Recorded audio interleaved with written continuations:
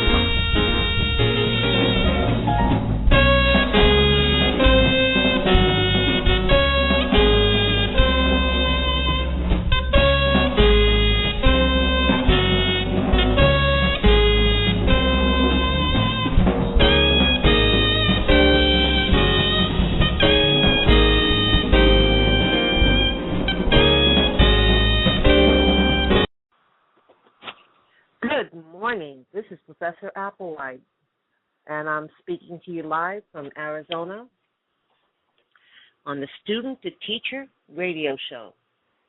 It's so good to be here this morning. Praise God that we're awake, we're alive, and able to discuss this very, very interesting topic, students with disabilities and the accommodations that will be needed if they need the accommodations.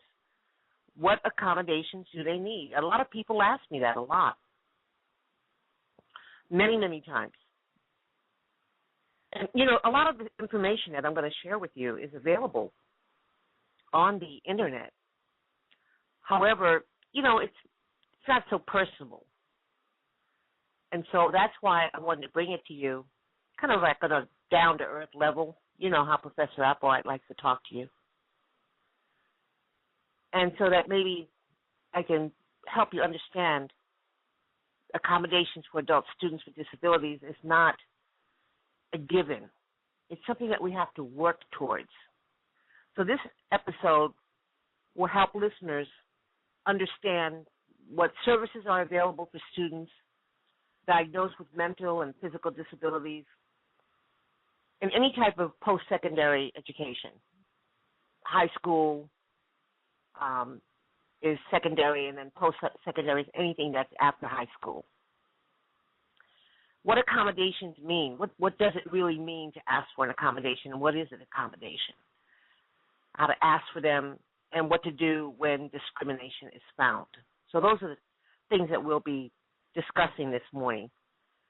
And this information is not just useful for our adult students that call in, although most of our audience are people who are either in school or in the workforce with disabilities or know someone who is, and they're trying to help them out with information. So today we've invited Dr. Sarah Tolliver, and hopefully she will call in this morning to join us on our as a special guest. If not, we'll definitely catch up with her at another time. But she is quite an advocate in the field of higher education and consulting with students with disabilities and how to ask for accommodations. So, my friends, this morning I want to give some suggestions to you and break them down for you. Suggestions that will help you to share this information with other people, or, of course, to grow yourself. Remember, that's what this show is all about, right? That's what Student to Teacher is all about. You are a student if you are willing to learn, and you are a teacher if you are willing to share. I appreciate you. We have over 30,000 listeners now that plug into our show and listen to these great topics. And the only thing that I can say is that I'm very, very happy to know that we're doing such a good job out there. I would like to start with saying to you that an accommodation in the first place means that something helps you to equal the playing field, so to speak, okay? So just like when you're at work, there are things that you can do at work to ask your employer about. And in the same voice, there are things that you can ask for in school that will help you to get through your classes and your test, okay?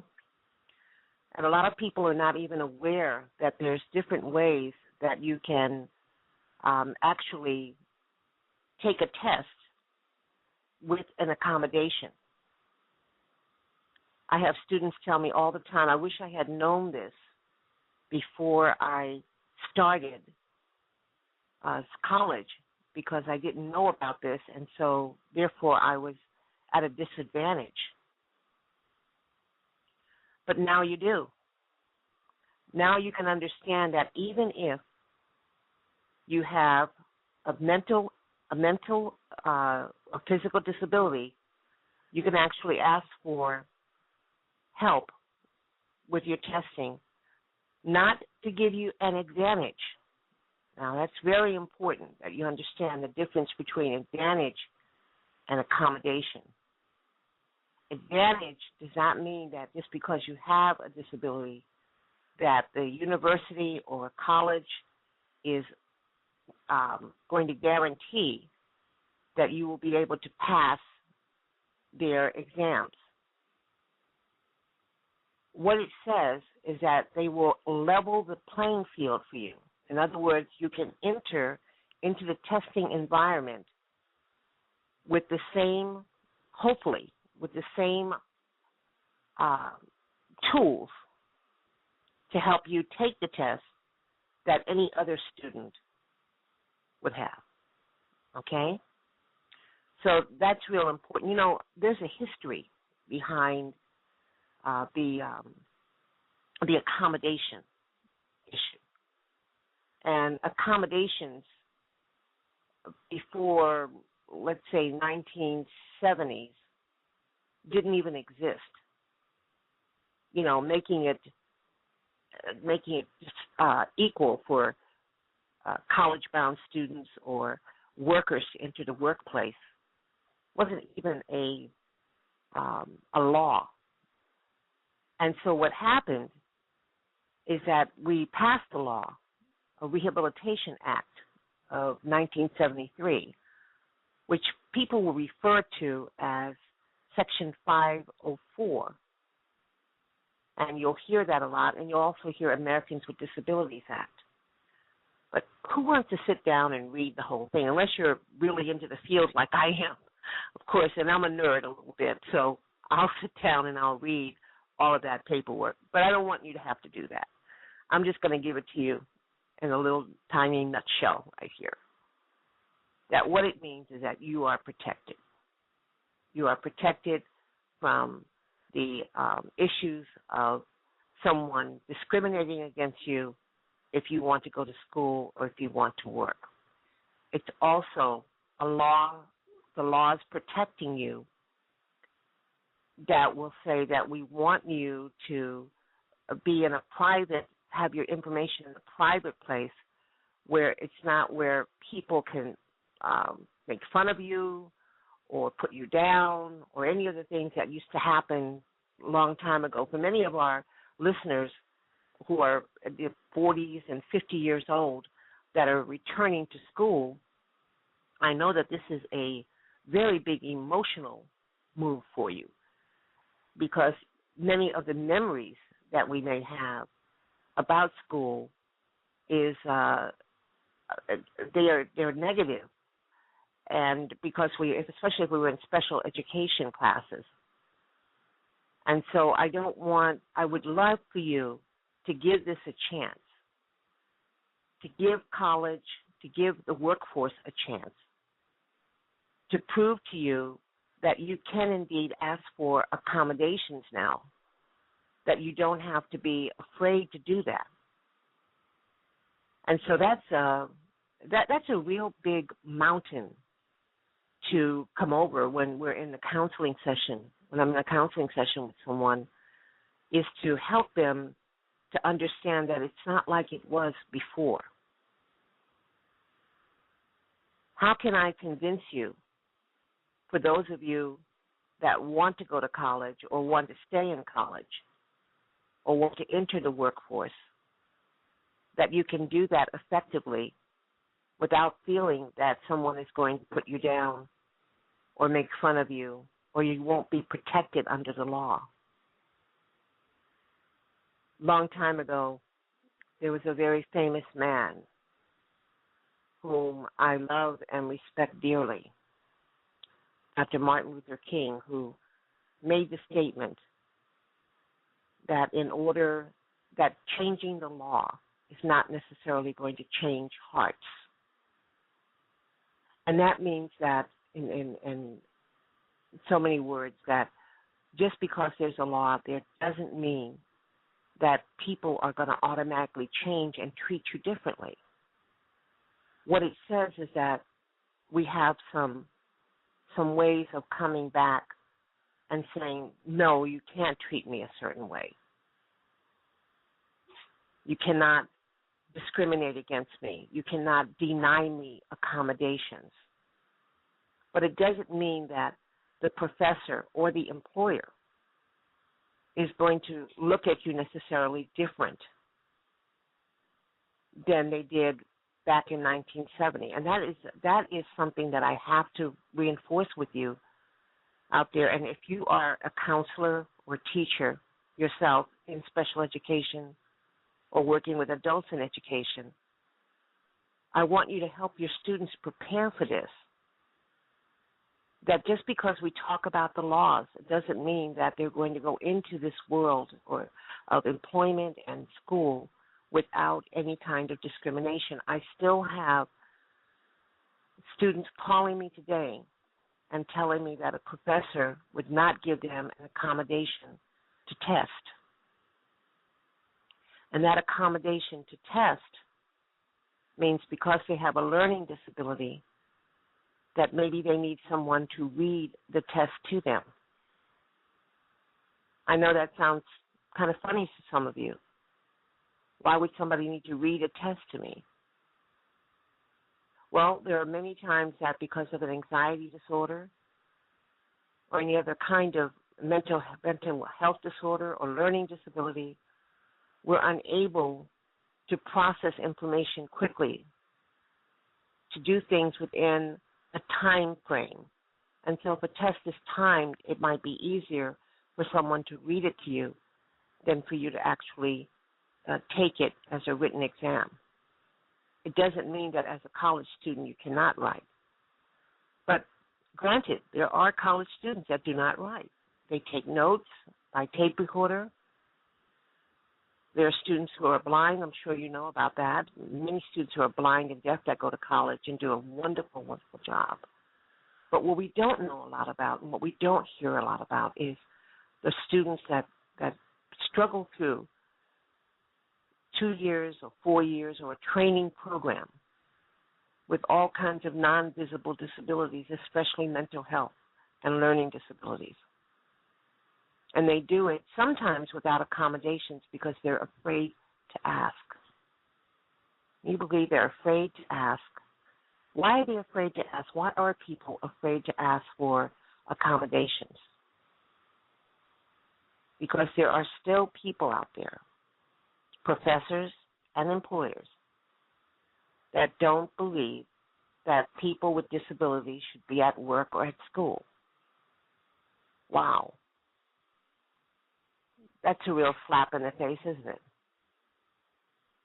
You say, in this day and age, this is 2012.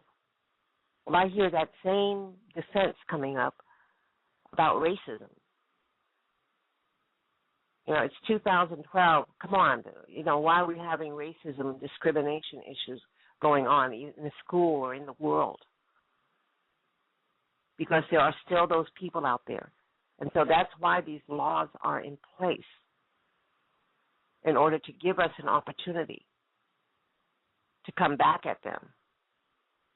Now, I talked to you a little bit about these laws, the Americans with Disabilities Act being the major one that you'll hear a lot about.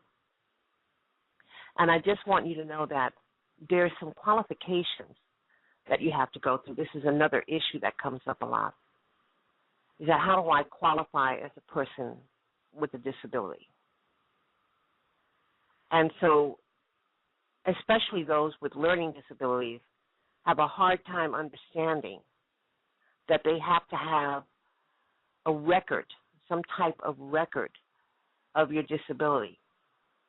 Now, if you are in that age range of 40, 50 and trying to return to school, or even 30s, there may not be adequate records in your school years to validate your disability. So therefore, we need to test you again. Testing for any kind of impairment can be done by your physician or a referral to a qualified psychologist or certified rehabilitation counselor. You can follow up with Social Security and vocational rehabilitation for information on how you can get these tests paid for. But the reason why they have to have this is because they have to validate, of course, that you have a disability. And we have to work on ways to minimize your fear about taking these tests.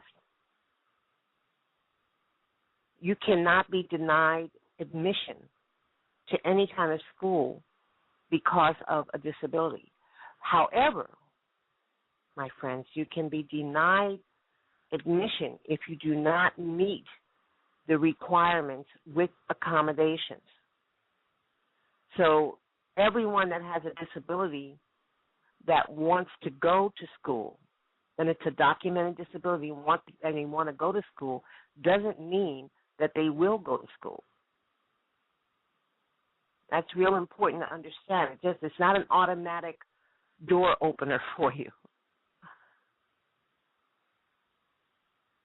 But what would happen if you went to a qualified counselor, if you call White Apple Institute and you talk to one of the counselors, we will guide you into what you can do to not only go to school, but to succeed in school in some kind of training program, if that's what you want to do.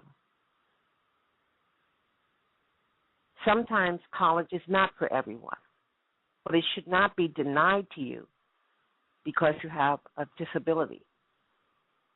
It's very, very important that you understand that you have rights to go to school. So this qualification process is sometimes lengthy, and sometimes it requires that we have to call in different people to advocate for us. In Arizona here, we have an organization called the Center for Disability Law, and they have something like that in just about every state. And it's usually connected to your community agency that takes care of any of your other services. And they will help you with the fight against anyone who denies you entrance into a school. I'm so happy in so many ways that I can help students, especially older workers, older students that are trying so hard to get admission into school and to succeed. I'm proud of you, and I know that God is proud of you for trying. And that's all you can do is try. Roll up your sleeves and make the effort and just do it, as Nike says, right? Just do it. Make that first step. Make that first call. I have a young lady that I speak with very often about her desire to go into physical therapy. And every semester for the last 5 years, she has agreed to go down to college, or at this point, at least to call. I'm trying to get her to just pick up the phone and call on her own to get information. It's taken 5 years. She's finally ready to do it. Why does it take so long to do it? Everyone's different. Some people make up their mind right away, and they're able to pick up the phone or go onto a college campus. It's a scary situation sometimes for people. It's a whole new environment, a whole new world. It's a big change in your life, but it's worth it. It's worth it if you say it's worth it. We have one caller online right now. Maybe this caller might want to say something about accommodations in college and how she felt about them.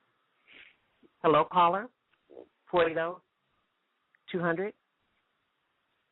Good morning. That's Maria. Good morning, Maria. It's so good that you're calling this morning. Good morning, dear. How are you? Yes, I recognized your number, and I wanted to acknowledge you. And I thought maybe that you might have something special to share. I don't know how successful you felt that it was for the Disability Resource Office when you tried to go to school. Did they really help you? Yes, they did. They helped me. Mm-hmm. But I don't remember exactly what went on before, because I had to call you and you helped me out more. It was nice. Mm-hmm. But I backed out because I felt fear, and because I have learning disabilities. It's hard for me to learn, and that scares me. So right now I don't want to do anything right now, but maybe in the future, I don't know.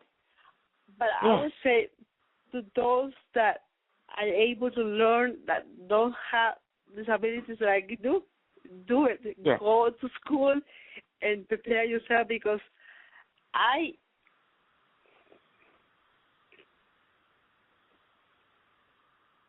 Hello? I'm here. Yes. I get upset. I get sad with myself because... Yes. Yes. And it's okay. It's all right for you to feel upset.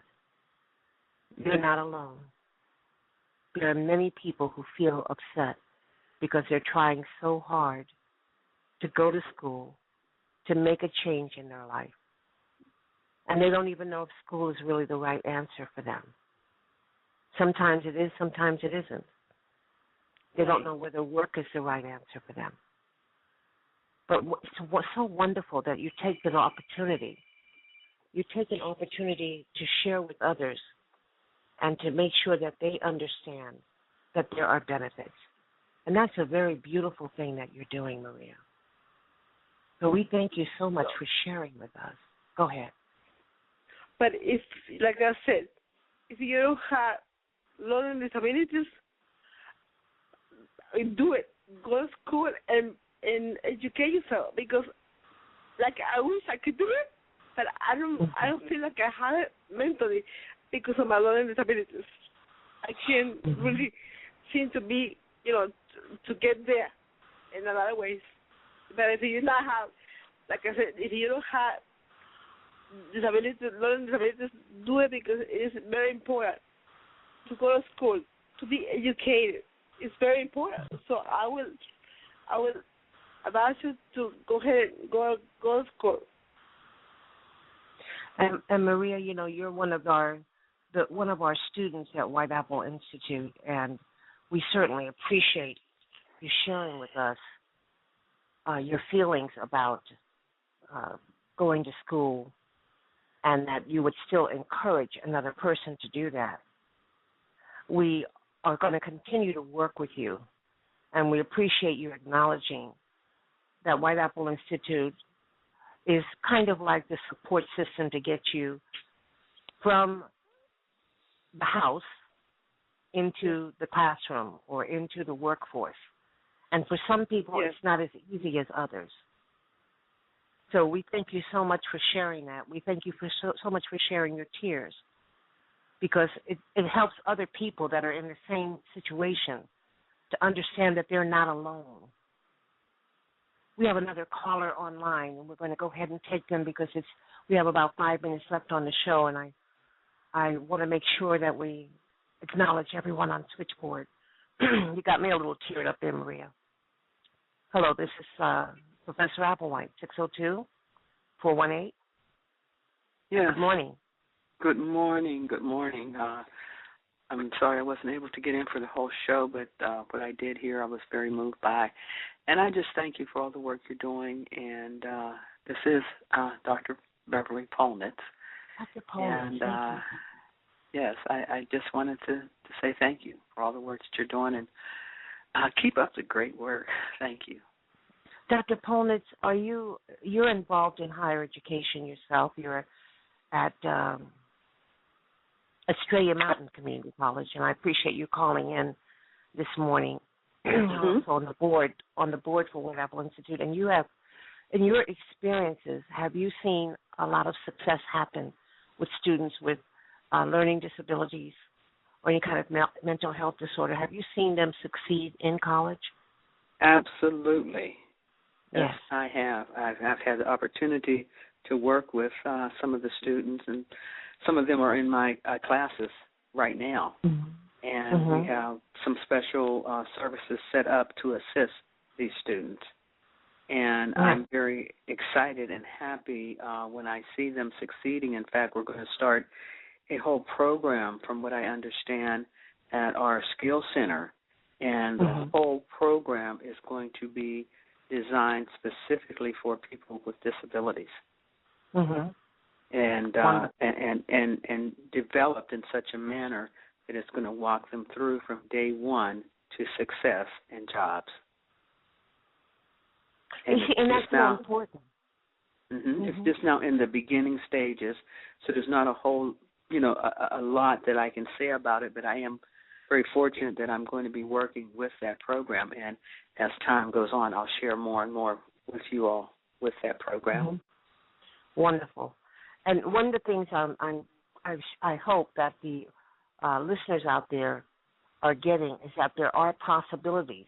And even if, and I have to say this to Maria and people that are in Maria's situation, don't give up. When you're enrolled at White Apple Institute, you're still in school. You're just in the preparatory stage of making a transition from your home, from that environment, home environment, to a school environment. And it might take you some years to do that. But we're proud of the people that at least try to make that step. Don't give up. Keep trying. We appreciate you, and thank you so much for joining our show this morning. Thank we you. want to acknowledge you, and thank you so much. Join us next week. We have a great speaker coming on to talk about violence, and is it something that we carry on from childhood into the college campus. Very great author, Midge Noble, that will be joining us next week. So make sure you tune in to the Student to Teacher show. Much love and peace to all of you. Thank you so much for calling in. Thank you, Dr. Polnitz, for joining us this morning. We're closed now with Wes Ricks from Two Worlds. Thank you, Maria.